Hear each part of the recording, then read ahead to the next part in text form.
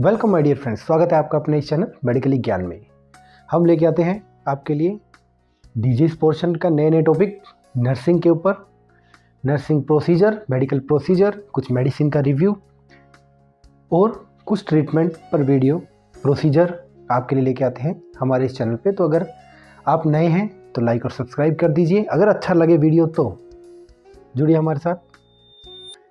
तो आज का हमारा टॉपिक है मेडिकल सर्जिकल नर्सिंग के अंदर या फिर एमएस के अंदर आपका असाइटिस।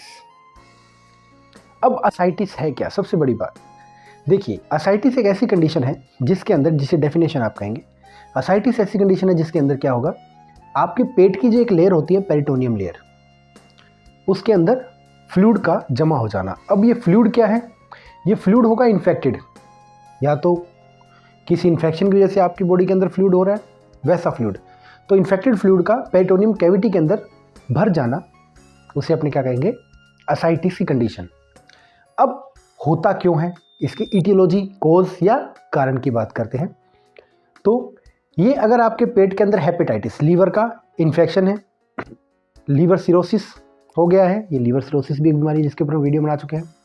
कैंसर है पेट के अंदर, अपेंडिसाइटिस, अपेंडिक्स का पेन हो गया, उसके अंदर इन्फ्लामेशन, इन्फेक्शन हो गया है, अल्सरेटिव कोलाइटिस हो गया है, आपको मतलब आंतों में घाव बन गए हैं उसकी वजह से, पेरिटोनाइटिस, पेरिटोनियम कैविटी के अंदर इन्फेक्शन हो गया है, रीनल ट्यूमर है आपको, रीनल फेलियर की कंडीशन है आपको, ऐसी कंडीशन में क्या कहता है, या फिर बाइल डक्ट जो होता है उसका इन्फेक्शन, ये चीज़ें होने पर आपको असाइटिस कंडीशन देखने को मिलती है। क्योंकि आपके देखिए एब्डोमेन में जितने भी आपके पार्ट हैं, एब्डोमेन के जितने भी पार्ट हैं, उन सब में अगर इन्फेक्शन होगा और वो हाई हो जाएगा, बढ़ जाएगा, तो असाइटिस कंडीशन देखने को मिलती है।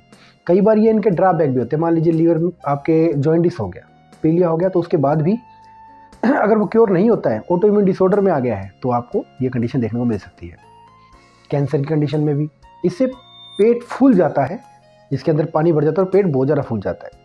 तो जो सिम्टम आते हैं उसकी बात करते हैं, लक्षण जो दिखाई देते हैं आपको, तो पेट फूल जाएगा, सांस लेने में दिक्कत आएगी, आपको भूख नहीं लगेगी, पेन बहुत ज़्यादा होगा पेट के अंदर, पेट फटता है उस तरीके से, हैवी हो जाएगा बहुत ज़्यादा पेट, और उसके साथ पेट की जो नसें हैं वो आपकी बाहर आ जाएगी, पेट की नसें आपको दिखाई देगी और छूने पर बहुत दर्द होगा, बेचैनी, नोजिया, वोमिटिंग कंडीशन आ सकती है, इनपुट आउटपुट आपका चेंज हो सकता है, मतलब खाना पीना और निकालना, ये दोनों चीज़ें चेंज हो सकती है, आपकी बॉडी का कलर बदल सकता है, पीलिया की कंडीशन आपको आ सकती है, जॉइंटिस हो सकता है आपको, क्योंकि जब पेट के अंदर पानी भर रहा है तो आपके ऑर्गन भी उसके अंदर आगे इन्वॉल्व हो गए हैं, तो वो सारे ऑर्गन जो होंगे वो डैमेज होना स्टार्ट हो जाते हैं।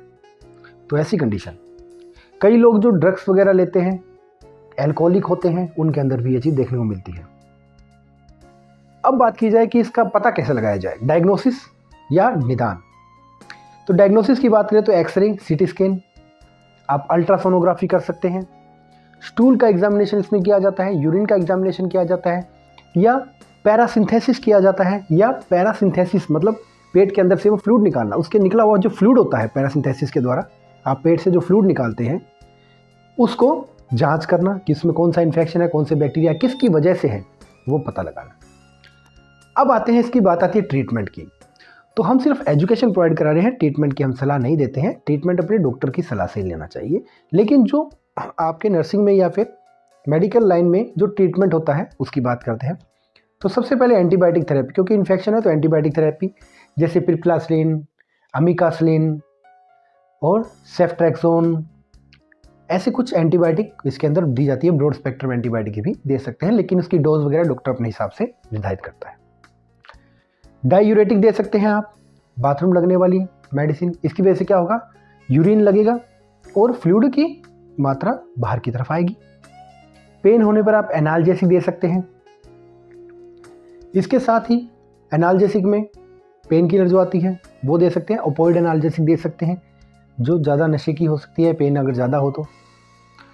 कुछ सिम्टोमेटिकली ट्रीटमेंट, वोमिटिंग आ रही है तो आपने एंटा इमेटिक दे दी, एंटी इमेटिक, या फिर एंटासिड दे दिया आपने, गैस वगैरह बन रही है तो, फीवर हो रहा है, पैरासिटामोल आप दे सकते हैं।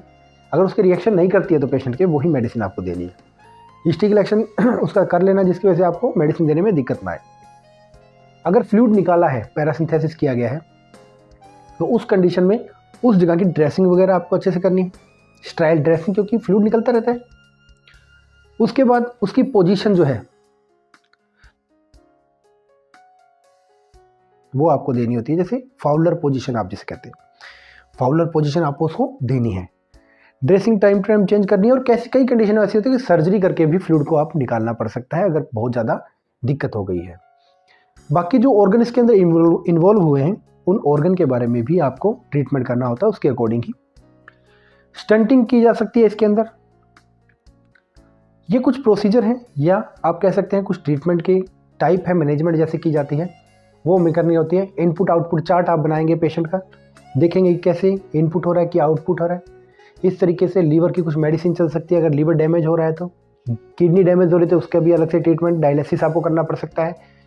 ऑक्सीजन थेरेपी, वेंटिलेटर आपके पास होना चाहिए, इसकी आवश्यकता पड़ सकती है। ये था हमारा एक छोटा सा वीडियो एसाइटिस पर। आशा करते हैं आपको अच्छा लगा होगा। अगर अच्छा लगे तो लाइक और सब्सक्राइब कीजिए, जुड़िए हमारे साथ। हम हैं, आप हैं मेडिकली ज्ञान। Thank you very much.